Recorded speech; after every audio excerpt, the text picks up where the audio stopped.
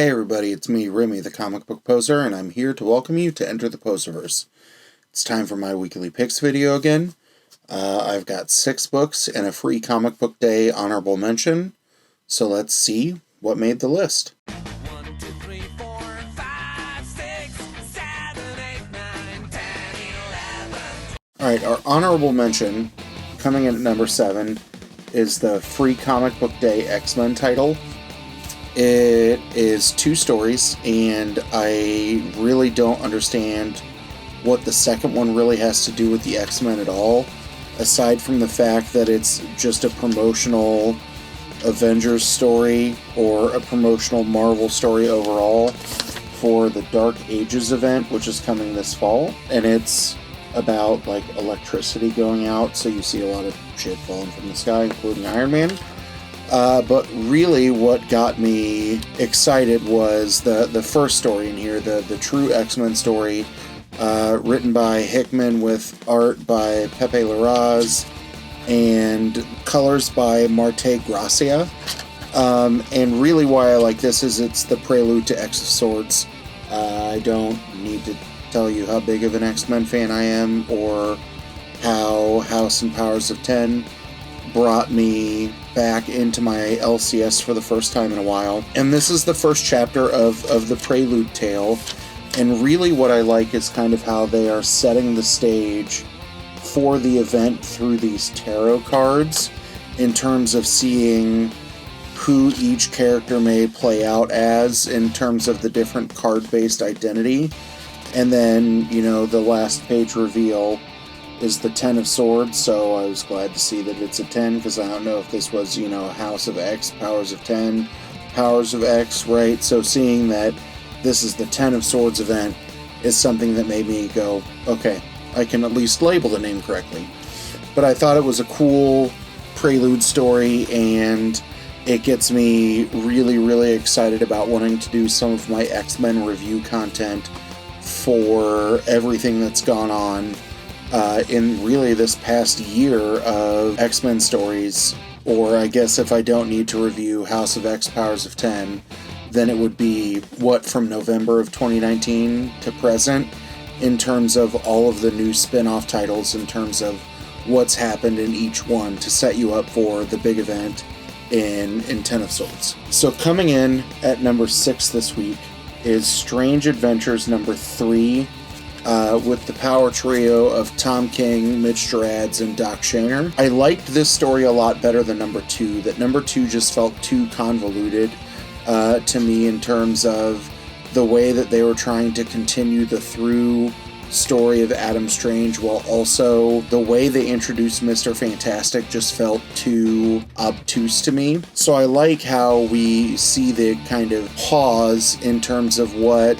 Mr. Fantastic is doing with his investigation into the actions of Adam Strange, and I like how you get little bits of kind of this gladiator story in terms of what he may necessarily, you know, be guilty of in terms of what he's getting yelled at about during his book signing and what people are investigating. I really like the connection of Gerads and Shaner on this book. I think the marriage of color and pencil on this is really, you know, masterful. And then I also like to see how it's starting to tell a little bit more of the backstory of Adam Strange and his wife. So I like seeing little bits of those origins in the same way that we got like the Mr. Miracle Big Barda setup. So I thought this book was kind of cool. I think the setup for book number 4 on the back cover is going to make me really excited for the next one. Coming in at number 5 this week, also from DC, Superman's Pal Jimmy Olsen number 12 by Matt Fraction, Steve Lieber, and Nathan Fairbairn. Like in last week's video where I kind of talked about really enjoying the entire Lois Lane run, and that book 12 had to make it into my weekly picks. This book I feel the exact same way about. I really kind of like how this story has come together in the end in terms of looking at, you know, the assassination plot put into play by Julian. I will always love watching someone get assaulted by a croc, which I think is kind of cool. And then we get this nice little subplot in terms of the Daily Planet. So when Jimmy Olsen in the second page of the book kind of swoops in out of nowhere, you're naturally left to ask, is Jimmy Olsen really going to save the day? Or is Jimmy Olsen going to kind of like bumble F his way through the story in the same way that we see Jimmy Olsen kind of in a helpful, willing spirit accidentally screw everything up? And I think they found a nice way to kind of put a bow tie on a book that was kind of all over the place in a good way in the first, 70% of the series, and then really add some clarity to all of these little different, micro stories to tell a bigger story arc. And I thought that was pretty cool, and I appreciated it. Coming in at number 4 for the week is Giant Size X-Men, the Magneto book. And here's where my true colors will show, because I am very biased. We get a Namor appearance, and I'm going to automatically enjoy anything that features my favorite Submariner and favorite Atlantean, because Aquaman can suck it. But we get this interesting story that Magneto is buying an island for Emma Frost, and we're not 100% sure of what she's going to do with this island throughout, but we get this nice little underwater adventure between Magneto and the Submariner, and I really thought it was kind of a cool subplot, and I really hope they start to use Namor more really anywhere, because he's my favorite character. But I think he was my favorite cameo in the House and Powers run, where he's approached by Xavier and Magneto to join in the formation of Krakoa, and his response is literally, "Come back to me when you're serious, little man." So as things, with Krakoa are progressing and they are fighting for their battle of sovereignty and everything else, will Namor kind of play a bigger role in this, or is he going to continue to deal with whatever he's been dealing with under the sea? This was the most, big 2 books that I've included in a weekly picks in a while, but I really kind of liked all these 2 DC books and the Marvel book that came out. But then, kind of true to my natural form, the top 3 stories of the week for me were 3 of my indies that I enjoyed a lot. So coming in at number 3 from Boom Studios is Once and Future number 8 by Kieran Gillen, art by Dan Mora, and colors by Tamara Bonvillain.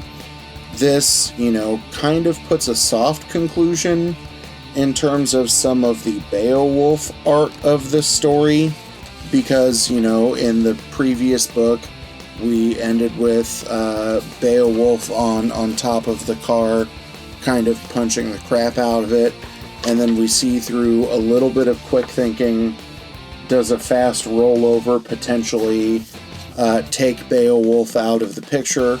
Spoiler alert, no. There's a grander battle that goes down, but we're left with kind of the questions of, is this the end of Beowulf's influence? Does someone else come in to take the place? We still get a little bit more monologuing from Merlin in terms of kind of explaining some of the phases of his grander plan.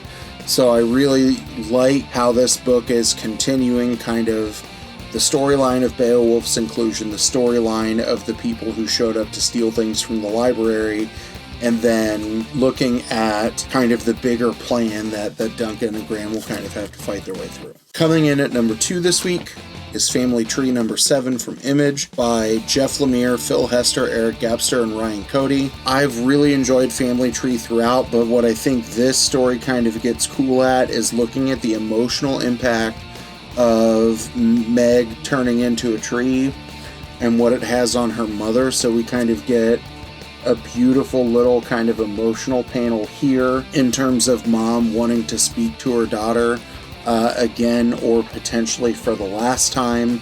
But then we also see the threat who was punishing the grandfather in the previous book really starting to kind of loom in the direction of threatening the rest of the family. So we also kind of see a different take on what really the apocalypse is. We're trying to figure out if the lone character that we met at the beginning of the first book was either fighting for protection of the trees or protection from the trees.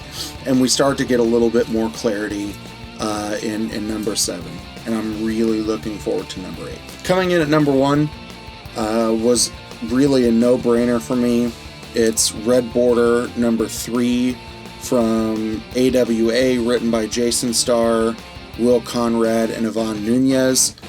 I think this book found a brilliant way to kind of figure out how to advance the story of the cartel members coming from Mexico, figuring out what happened in the first book. It advances an interesting story in terms of the couple who is stuck inside trying to break out, and then it still finds some ways to take some entertaining, twists and turns, or some exciting twists and turns that really keeps you kind of guessing up to the end. I don't know how book 4 is going to end, but I'm going to guess that it's going to be some shape or form of a giant bloody mess, and I'm going to be okay with that. That I think this has been my consistent favorite from AWA, only because I like the different horror influences that you can kind of pinpoint throughout the story arc.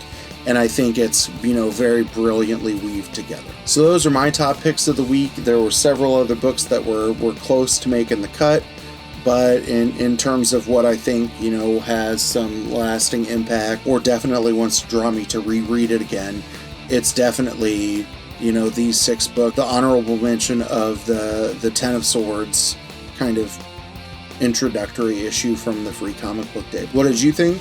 I know that there are a couple of people whose videos that I watched that will probably disagree with my take on a couple of the books, and that's cool, because we all enjoy things our own way. So if you agree or disagree with some of my picks versus some of the things that you knew that I pulled earlier in the week, then let me know down in the comments. If you enjoy what's happening, what's going on, then you can click that subscription button, you can ring the bell, you can give me a like, you can do any of those things, and I just appreciate you stopping by. And as always, have a good one.